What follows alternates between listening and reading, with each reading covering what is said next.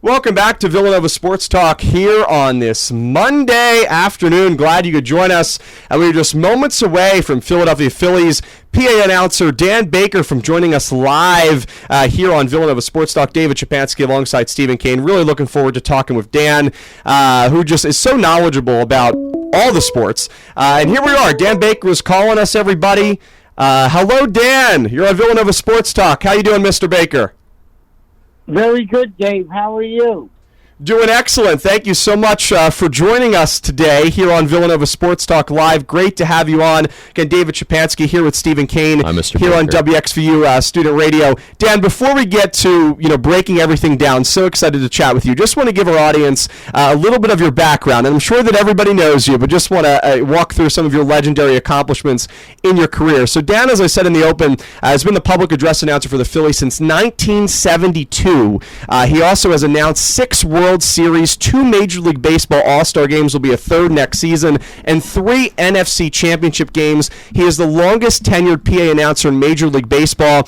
Dan was also the radio announcer for Drexel University Dragons men's basketball from 1997 to 2012. He then retired from that position, became the team's public address announcer, but he was also able to broadcast Philadelphia Big Five basketball games for 21 years, and he also served as the executive director of the Big Five from 1981 to 1996. He is a Philadelphia sports legend, was named to the Big Five Hall of Fame in 1997, and inducted into the Philadelphia Sports Hall of Fame in 2012. So that was a lot, but it really speaks to his accomplishments. So Dan, great to be with you today, and just so great to be able to talk with you. I know so many people are wondering, how did you get your start in broadcasting and announcing, specifically calling games for the Big Five? Well, Dave, first of all, V for Villanova. I love it. Go Wildcats. Let's go. I'll never forget going to the Palestra in the early 60s and hearing the Villanova fans chanting, "Let's go Wildcats." So I'll get to that in a moment. But I was a pretty good athlete, Dave, as a young man. I played a couple of years of basketball at Glassboro State College, now Rowan University. When I say a couple of years, I was on the junior varsity team. They didn't have a freshman team, and I was the captain my sophomore year, suited varsity. And but I was not a Division I player. I could not have played at Villanova, but I was a big fan of all of the Big Five: LaSalle, Penn, St. Joe, Temple, Villanova, and later Drexel. I'm so glad that Drexel's now part of the Big Five also. But I fell in love with Connie Mack Stadium at 21st Street and Lehigh Avenue in Philadelphia, which opened in 1909 as Shibe Park, home of the Philadelphia Athletics. And, going to that beautiful old baseball park and seeing the green grass and at night the light standards, it reminded me of a cathedral. It was just so great. The atmosphere, the people cheering for the Phillies. When my father first took my brother Rick and me to the Phillies games, the Whiz Kids were still playing. Robin Roberts, Richie Ashburn, Del Ennis, Willie Jones, Kurt Simmons. They went to of course they won the pennant in 1950, David, and lost to the Yankees 4 straight in 4 very close games. And it was a good team, but they would not return to the World Series until 1980, when the Phillies won their first World Series championship, of course, defeating the Kansas City Royals. But being such a fan, and of course my father taking me to Big Five games at the Palestra, and Eagles games. I rooted for all the Philadelphia teams, high school, I love it. college, Let's go. professional, and I just thought, I really knew sports well, and I used to mimic some of the announcers, growing up. Pete Byron was the PA announcer for the Phillies in the 50s and the early 60s. And of course, the late, great Dave Zinkoff, the legendary PA voice of the Philadelphia Warriors and then the Philadelphia 76ers.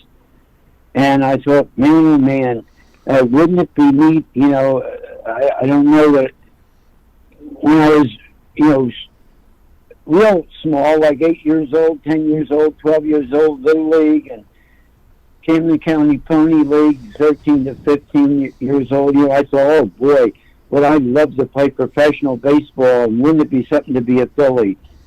But at some point, Dave, reality sets in, and you realize you had to be really, really, I wasn't bad, but, very few people could play professional baseball or professional basketball or football, hockey, and I thought, wow, wonder what I could do to go to the games on a regular basis. And I could always talk well. I always got a lot of speaking parts in school, in junior high school, college, and I felt, well, if I can combine that with my sports knowledge, perhaps, there might be a career there. And luckily, Dave, for me, there was. I'm so grateful, and I'm so grateful to be a Philadelphian. And you are so good at that role, Dan. Steve, if you want to go ahead. Yeah, Mr. Baker. Yeah, just want to say it's an honor having you on Villanova Sports Talk, and it was great hearing about how you got into the broadcasting and announcing business. But shifting it over to your time calling Drexel men's basketball, what was that experience like, calling Drexel men's basketball on the radio for over 10 years? Yeah, I did that for about 15 years.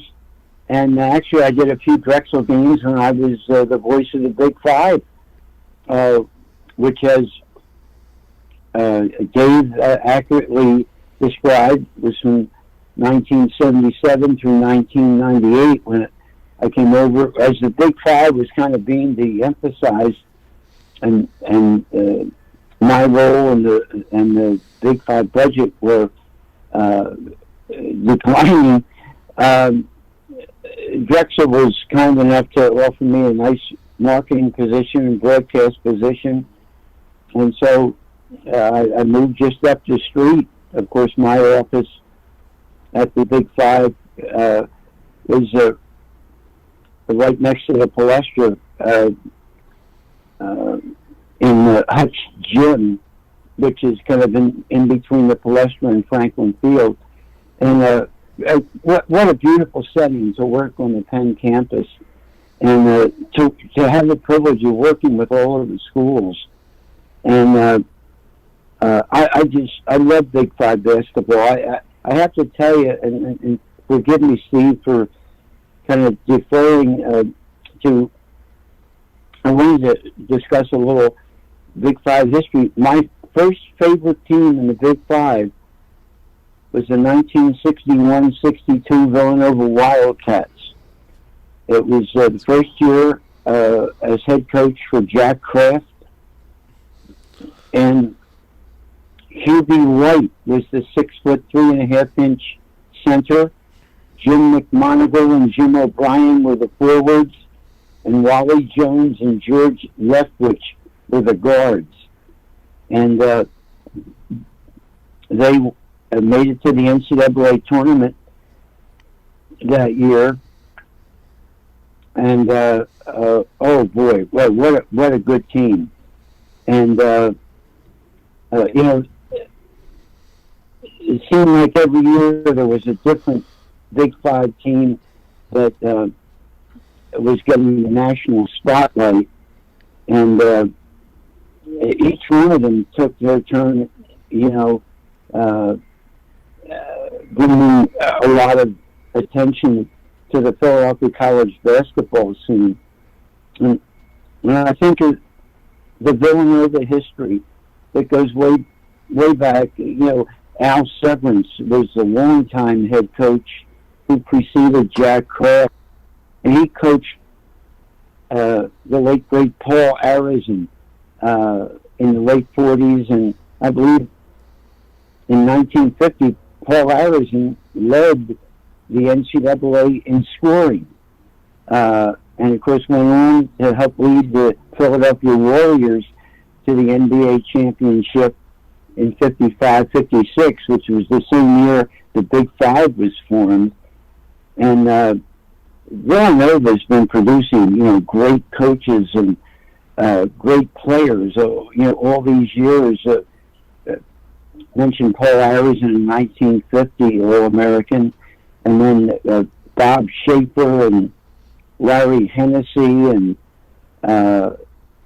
we talked about Jack Kraft, and of course Rollie Massimino, and Rollie brought the NCAA championship to Villanova in the Big Five in Philadelphia in 1985, and how about what Jay White did? I don't think any. I had the privilege of working with and becoming friends with many of the greatest names in Big Five basketball history. Jack Ramsey at St. Joseph's, Harry Litwack and John Cheney at Temple, Chuck Daly at Penn,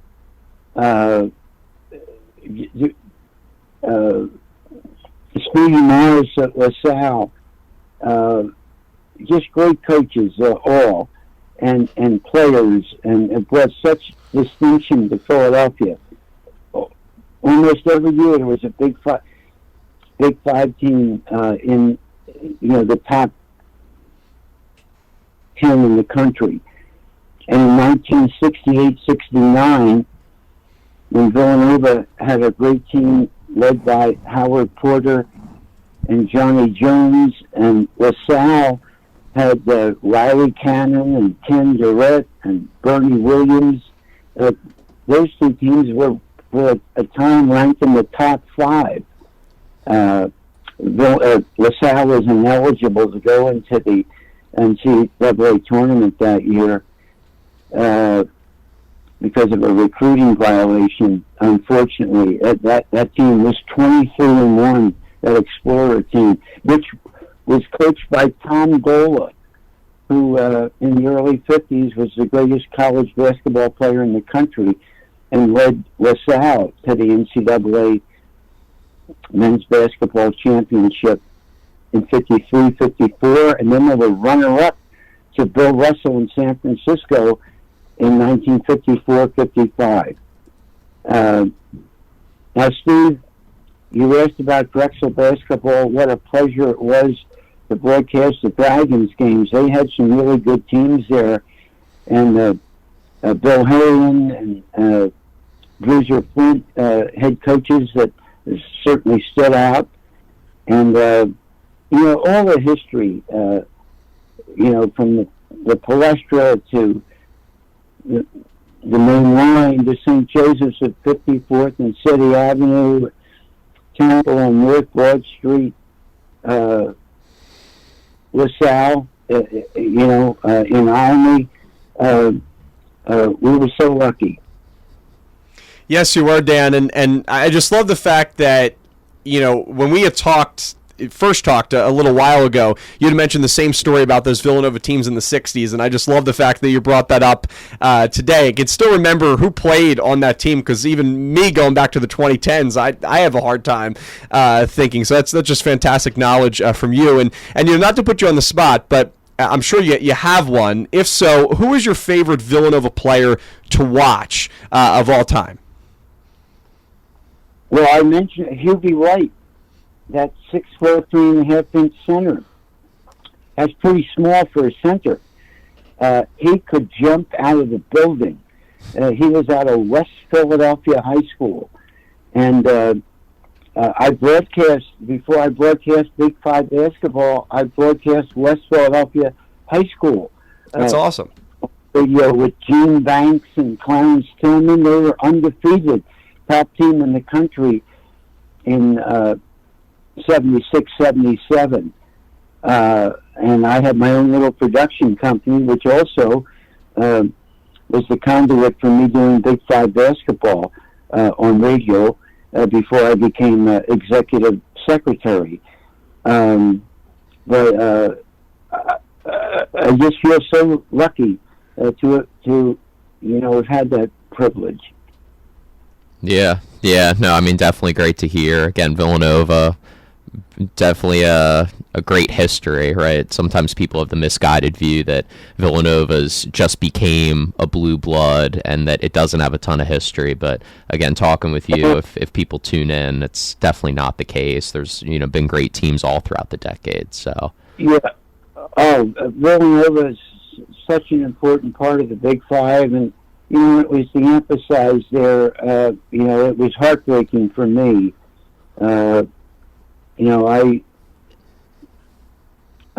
I usually rooted for the Big Five team that had the best chance to go the furthest in the NCAA tournament, and there was always one of them that was good every year. And sometimes, like I said, like in 68, 69, more than one. And each of them brought distinction to Philadelphia basketball. Yeah, certainly. Again, just a lot of history, a lot of great players, coaches, and things like that. But switching it over to your current role, what is it like, you would say to people, what is it like to be the PA announcer for Phillies games at Citizens Bank Park? And kind of piggybacking off the question that Dave asked previously, who's your favorite name to announce over the years in terms of the Phillies? Well, thank you for the questions. During the Phillies games, and growing up such a huge Phillies fan, it's a dream come true. And to announce, these great stars, the greatest Philly of all, Mike Schmidt, Steve Carlton, Greg Luzinski, and all the rest. David also mentioned in the introduction that I've done 6 Phillies World Series, and they've been in 8. The only 2 I didn't do was the aforementioned 1950 team that played the Yankees in 1915. Well, of course, I wasn't born back then. I was born in 1946, so I was 4 years old when the World Series. But I did have the privilege of announcing the World Series in 1980, 1983, 1993, 2008, 2009, 2022. Gosh, I thought I was going to have a chance to do another one, guys, this year. I thought so too, Dan.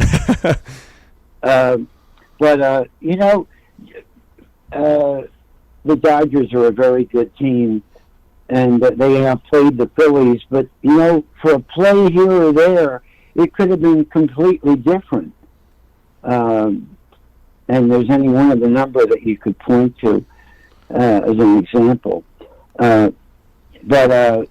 Announcing Bryce Harper and Kyle Schwarber, you asked my favorite names to announce.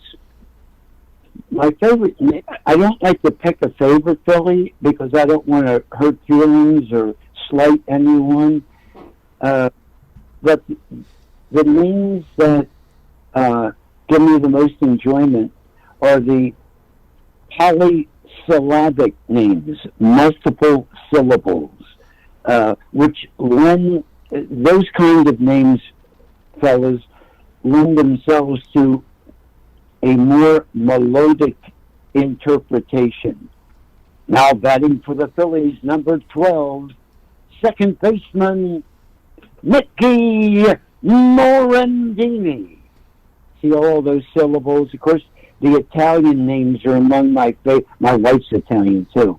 But they're among my favorites, you know, with all of the vowels and, you know, multiple syllables. Greg Luzinski, again, you can do more with the polysyllabic names than you can with a single last name, like Bob Boone, you know. But you know, you try to give it one of, you know, my favorite names now is Phillies catcher Cain Real Muto. There it is. And the fans will kind of say along with me some of their favorites. And what an atmosphere at the ballpark.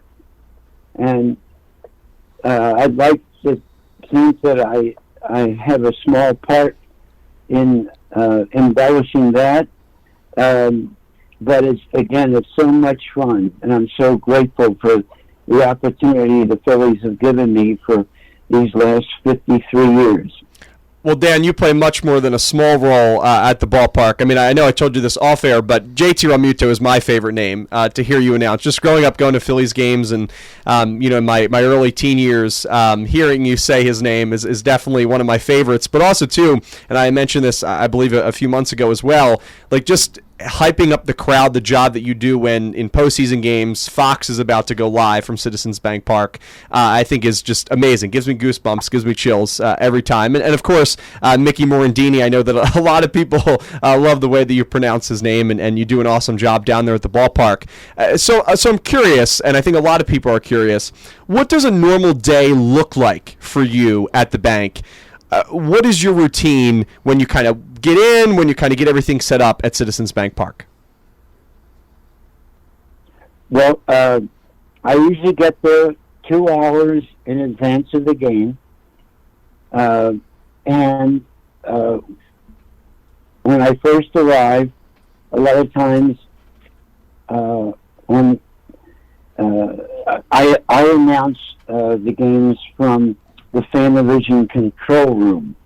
The Fanavision control room is located on the Hall of Fame level, press box level, and we're right behind section 212, which is about halfway between first base and the right field foul pole.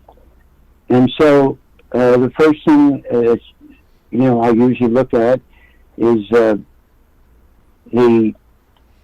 rosters for tonight's game, and of course, I'm familiar with the Phillies roster, and really somewhat familiar with the visiting rosters, but not nearly as familiar as with the Phillies. So, I'll go right down every single name and make sure that I know how to pronounce it. And if I don't know how to pronounce it, Major League Baseball provides a pronunciation guide. I'll consult that. And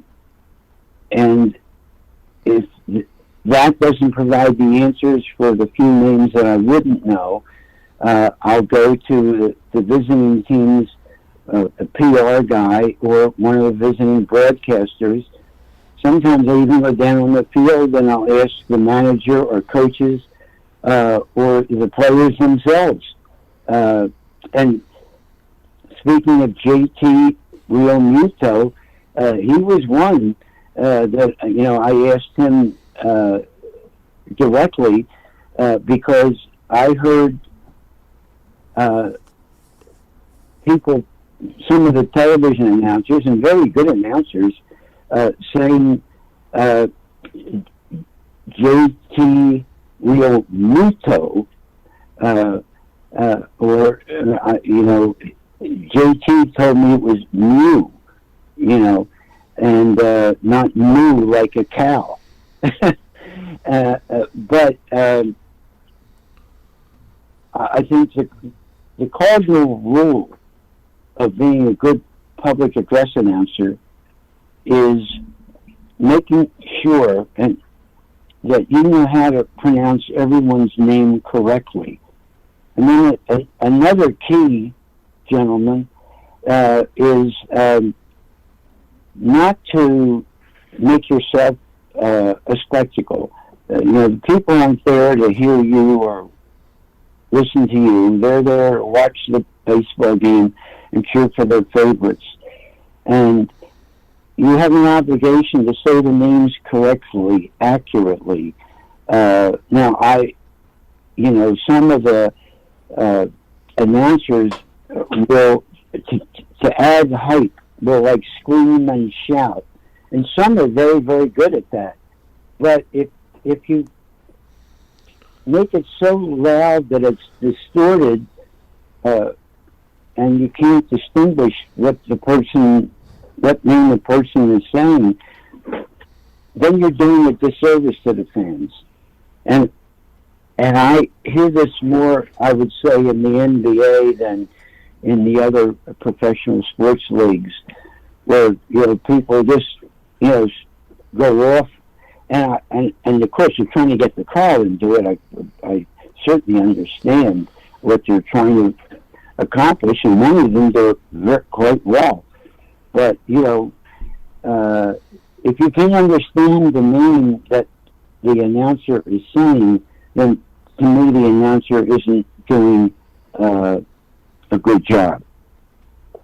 Yeah. Again, great to hear, and I'm sure David and I can relate to that just a little bit, talking about pronunciation guides, how to pronounce certain names before we go on air, calling WXVU Villanova football and basketball, making sure the audio levels are all good, that we're not too loud or too quiet. So, well,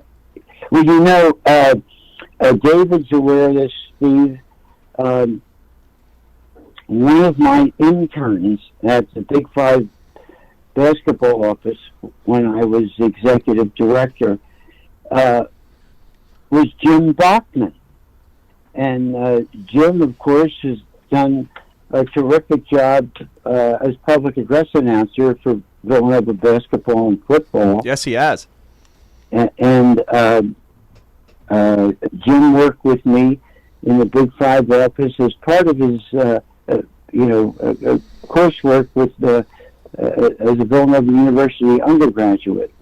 I think Jim went to North Catholic. And Dave, is that where you went? I went to Holy Ghost in Ben Salem Holy Ghost Prep. I apologize. You told me that before. Oh, good. No worries. But I was thinking, because I think you told me that you went to church where Father Olson is a priest in Fishtown, and I was thinking, well, that's where you went to church. Perhaps you were a North Catholic graduate. So you can't always assume. Exactly. You're all good. Exactly. But yeah, one of our last questions, and we're just curious, you've been a part of so many big games, on the call for so many great moments, including 6 World Series games. What was your favorite memory of one of those big games that you announced? And also, what are you looking forward to? The All-Star game for the MLB is coming to Philadelphia next year to celebrate the 250th anniversary of America. What are you looking forward to most with the All-Star game coming to Philly next year? Well, I don't know if you're aware of this, but I will be the first Major League Baseball public address announcer to have announced 3 All-Star games. I also had the honor of announcing the 1976 Major League Baseball All-Star game and the 1996 Major League Baseball All-Star game. Both of those games took place at Veterans Stadium. One of the thrilling things about those first 2 All-Star games that I announced is that Bill Giles and Dave Montgomery asked me to go down to the field and announce the players when they were in the batting cage. Of course, all the true baseball fans could recognize them, but it's a courtesy to those who might be sitting at quite a distance and not able, to see us clearly. And what a show some of them put on. I'll never forget, in 1996, Mark McGuire and Barry Bonds put on a great show. And I remember one of the Phillies interns saying to me, "Wow, Mr. Baker, isn't this amazing? Have you ever seen anything like this?" And I said, "Yes, I have." In 1976, I announced batting practice, and Greg Luzinski was hitting ball after ball into the upper deck in left field. And Dave Kingman hit a few shots up there. And Johnny Bench hit a few shots. And Willie Stargell hit him to right field. So, you're more experienced, I guess, with and most familiar with the people that you have seen in person, and so I had a chance to see those other great players, and Greg Luzinski is to this day one of my best friends, and announcing him then and now, like on Wall of Fame night when I have a chance to introduce some of the greatest Phillies of all time, and to hear the way the fans respond to hearing these names once again, it just makes me feel so good. It's heartwarming. That's such a great story, Dan, and I did not know that you will be the only PA announcer to have PA announced 3 All-Star games. So congratulations on that coming up this year. Looking forward to hearing you then. And Dan, before I let you go, I just want to get any thoughts on the World Series. Who do you think will prevail in the end? I think the Dodgers are a very good team, and I think they're probably the best team in baseball. I think the Phillies were probably second best and very close. It was a coin toss between the Phillies and the Dodgers. The Blue Jays are a good team. My wife and I were in Toronto in 1993 when Joe Carter hit the walk-off. And oh my gosh! I wasn't alive, but I can feel the heartbreak. And to a man, who was going to pitch Game 7 if the Phillies won? Kurt Schilling. Big game Kurt. His world. He should be in the Baseball Hall of Fame.